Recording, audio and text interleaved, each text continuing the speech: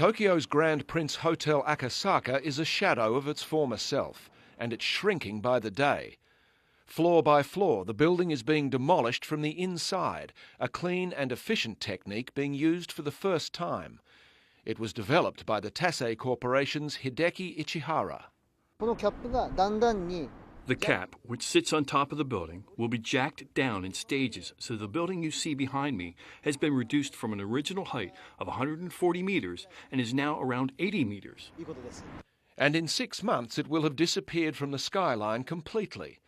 From the outside, the demolition is barely noticeable, but inside it's a hive of activity. Heavy machinery on the top floor destroys beams, columns and most of the floor itself before temporary jacks underneath bring the debris down one level.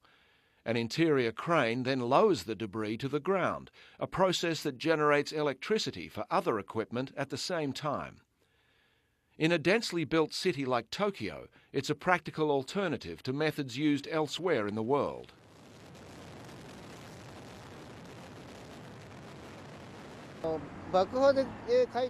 You can only use explosives to collapse a building under the condition that there are no other buildings around. But if you collapse this building using explosives, that building and the one over there will be affected. So in conclusion, we obviously can't use explosives in Japan. But it's a method Ichihara says has application in other countries.